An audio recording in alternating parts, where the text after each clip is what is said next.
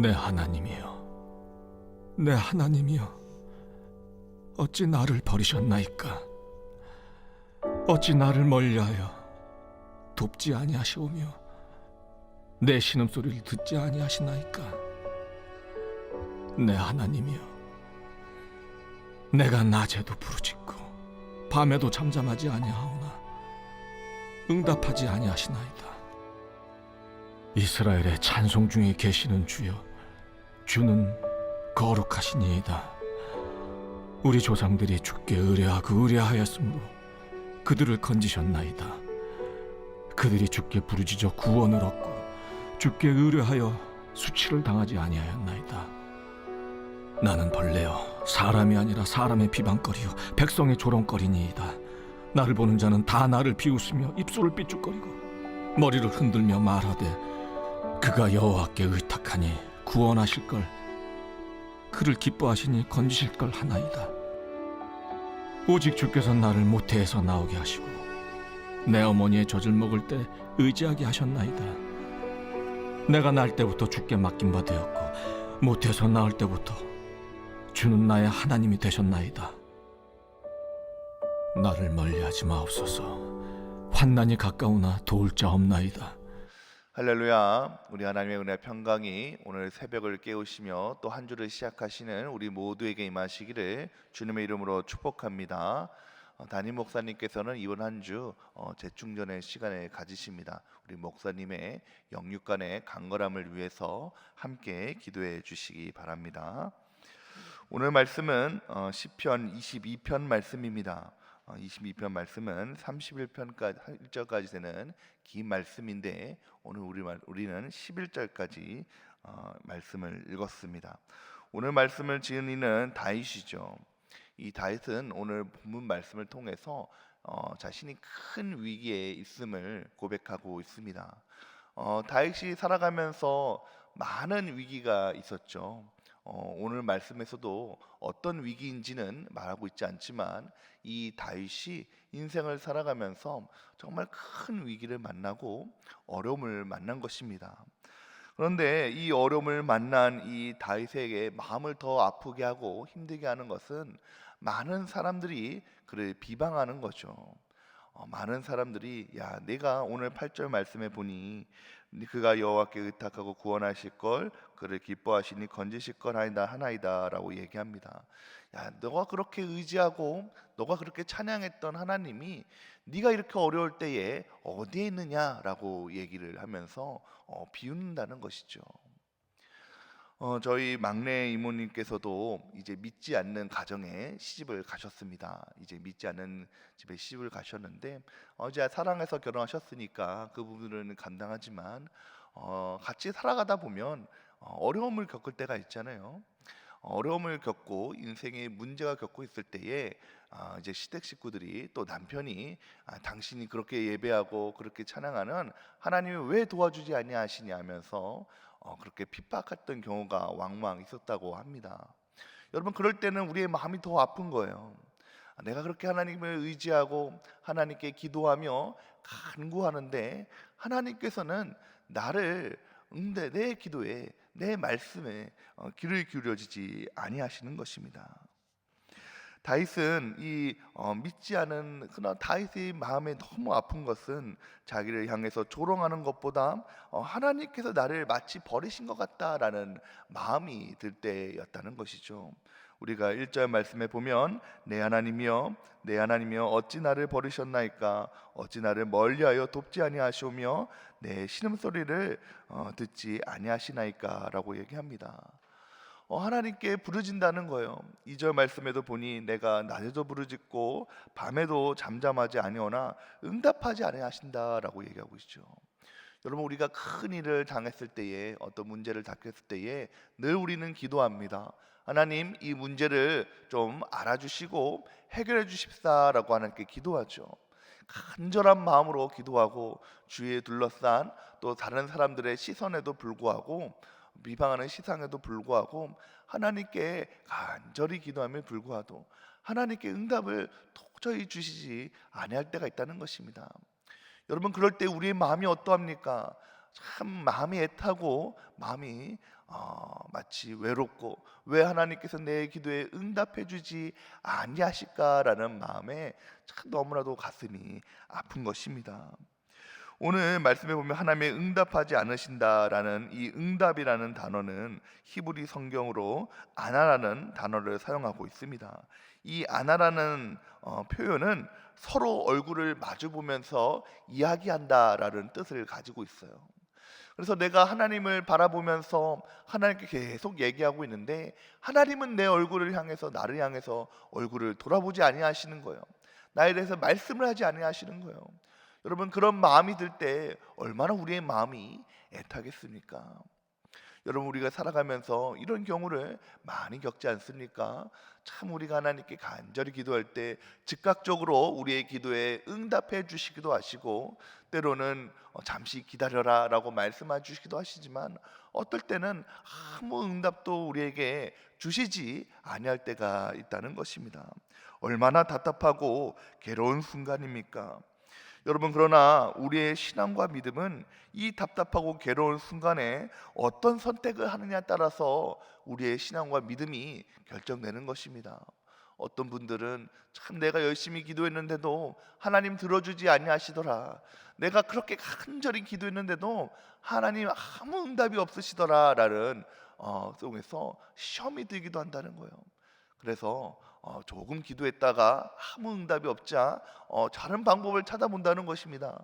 세상적인 방법을 찾아본다는 거예요.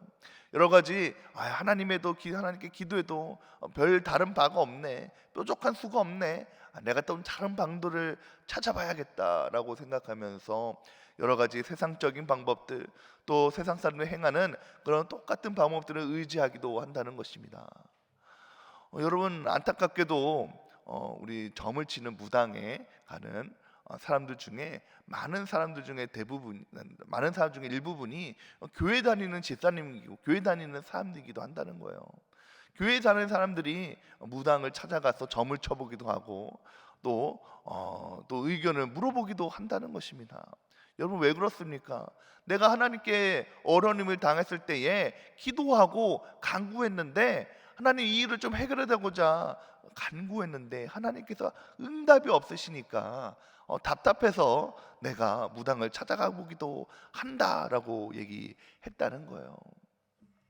여러분, 이 얼마나 안타까운 일입니까? 여러분, 우리의 신앙과 믿음이 정말 괴로운 순간에, 어려운 순간에, 인생의 위기의 순간에 하나님께 기도하지만 응답하지 않았을 때 여러분은 어떠한 방도를 취하겠습니까? 오늘 다윗이 취한 방법은 정말로 마음이 타는 듯하고 정말로 나는 이 세상에 버림받은 것 같고 하나님 아무 응답도 없으시지만 그럼에도 불구하고 포기하지 않고 하나님께 간구하며 나아갔다는 것입니다. 하나님께 의지했다는 거예요. 나는 그래도 하나님을 의지합니다. 나에게 아무런 응답이 없을지라도 하나님을 의지하며 나아갑니다라고 얘기했다는 것이죠. 우리 9절과 10절 말씀을 함께 읽겠습니다. 오직 주께서 나를 모태에서 나오게 하시고 내 어머니의 젖을 먹을 때에 의지하게 하셨나이다. 내가 날 때부터 주께 맡긴 바 되었고 모태에서 나올 때부터 주는 나의 하나님이 되셨나이다. 지금 내 기도에 응답해 주지 아니하시지만 하나님은 내가 태어날 때부터 나를 보호하시고 내가 의지할 수 있는 하나님이라는 것을 고백하고 있는 것입니다. 그래서 지금은 응답이 없고 지금은 하나님 내가 다 내 말씀에 내 기도에 귀를 기울이지 아니하신 것 같지만 그러나 내가 포기하지 않고 있는 것은 하나님께서 내가 태어날 때부터 나를 사랑하시고 나와 함께 하신다는 것을 내가 안다는 거예요. 그래서 나는 주님을 더 의지하고 더 포기하지 않고 주님께 간구하며 나아간다는 것입니다. 그래서 하나님께 다시 한번 간구한다는 것이죠. 우리 11절 말씀 함께 보겠습니다. 나를 멀리하지 마옵소서. 환난이 가까우나 도울 자 없나이다. 하나님, 다시 한번 내가 간구합니다. 하나님께서 나를 도와주지 아니하시면 나를 도울 자가 없습니다. 하나님, 환난이 가까운 주님 나를 도와주시옵소서 더 간구하며 주님께 나아가는 것을 볼 수가 있습니다. 여러분, 이것은 겸손한 마음이죠. 여러분, 하나님께 겸손함으로 나아간다는 것입니다. 여러분, 겸손한 마음은 무엇일까요? 하나님께 겸손함에 나아갈 때에 하나님께서 은혜를 베푸시는 것입니다. 왜 그렇습니까? 하나님 앞에 겸손한 것은 하나님이 내 마음속에 내 생각과 내 욕심을 다 비우고 내 모든 인생을 하나님께 맡긴다는 것을 고백하고 있는 것입니다. 하나님, 내가 다른 방법을 취할 수도 있습니다. 어려운 일을 당했을 때에 내가 다른 방법을 취할 수도 있고 내 지혜와 내 다른 것들을 찾아갈 수도 있지만 그럼에도 불구하고 내가 포기하지 아니하고 다시 한번 주님을 의지하고 다시 한번 주님께 나아갑니다. 하나님, 나를 도우시옵소서, 붙잡아 주시옵소서라는 마음으로 주님께 나아간다는 것입니다. 겸손한 마음으로 하나님께 다시 한번 우리의 마음을 드리고 우리의 삶을 드리고 우리의 모든 문제를 주님께 드릴 때에 하나님께서 결국에는 우리의 인생을 도우시고 인도해 주신 줄 믿으시기 바랍니다. 오늘 다윗이 우리 11절 말씀을 통해서 읽었지만 어려움을 토로해서 하나님께 나아갔지만 결국 그는 하나님의 인도하심을 받았습니다. 우리 읽지 않았지만 26절 말씀을 함께 읽겠습니다. 26절 말씀입니다. 겸손한 자는 먹고 배부를 것이며 여호와를 찾는 자는 그를 찬송할 것이라. 너희 마음은 영원히 살지어다 라고 말씀하고 계십니다.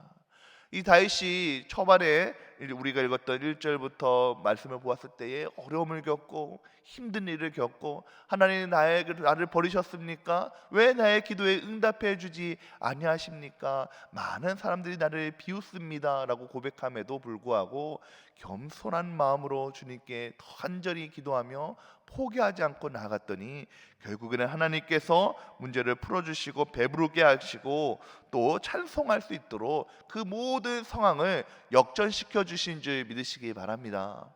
사랑하는 성도 여러분, 우리 인생을 살아가면서 때론 권고한 일들을 겪으십니까? 어려운 일들을 겪으십니까? 그 문제를 가지고 하나님께 기도하시죠.